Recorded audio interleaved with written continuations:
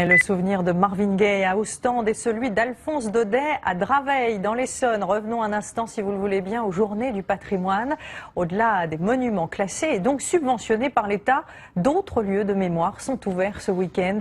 Des lieux qui ne survivent que grâce aux dons et à l'énergie des particuliers. Et c'est le cas justement de la maison de l'auteur des Lettres de Montmoulin. Reportage Catherine Charles, Julien Bervillet et Emmanuel Copeau. Regardez. Il y a plus d'un siècle, en 1887, Alphonse Daudet achète cette maison. L'écrivain qui a célébré la Provence fait de cette propriété de l'Essonne son lieu de villégiature. En 2000, Isabelle la rachète, s'y installe et depuis tente de la conserver mais sans aucune aide. Pour faire vivre la maison, il y a le bénévolat et puis on fait appel aux dons. C'est le plus efficace. Pour trouver ses donateurs, Isabelle a fait appel à Alexandra. Son association, née sur les réseaux sociaux il y a plus de 2 ans, vient en aide aux particuliers. Récemment, nous avons lancé une plateforme de collecte de fonds qui s'appelle Une pierre pour l'histoire. Donc nous vendons des pierres virtuelles. Pour 20 €, on achète une pierre de l'édifice. Pour lever cette collecte de fonds et avant de la mettre en ligne, les deux parties signent une convention. Mais la présidente d'Urgence Patrimoine a plus d'une idée dans son association.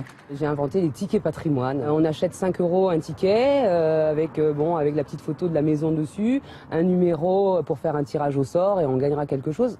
Pour gérer au mieux les dons, il faut aussi des spécialistes. 2 entrepreneurs se sont investis cœur et âme, offrant leur temps et leurs compétences, car il y a urgence. Carrément, on l'a remplacé, en gardant la technique qui était faite avant, évidemment, puisque on a voir toute la pierre, tout ce qui a remplacé aussi. On va refaire les descentes. Ouais. C'est du béton. Hein. On a peu de moyens, pas toujours le temps nécessaire à ça. On essaie de faire un peu comme on peut, de manière bénévole, mais pour l'amour de la culture. C'est du civisme de préserver notre patrimoine. Une valeur importante, comme je disais, un privilège. Un privilège qui a un coût. Les prochains travaux sont évalués à 170 000 €. Mais Isabelle n'a pas peur. Depuis 25 ans, elle se bat. À travers son association, la maison est devenue un lieu de création et de résidence pour artistes du monde entier. Avec en filigrane, toujours la volonté de transmettre l'œuvre de l'écrivain. Eh bien, écoute un peu l'histoire de la chèvre de Monsieur Seguin. Tu verras ce que l'on gagne à vouloir vivre libre. Quand j'étais petite à l'école, j'ai pleuré devant mes camarades quand on m'a lu La chèvre de Monsieur Seguin. Alors je lui en voulais un peu, mais depuis je lui ai pardonné.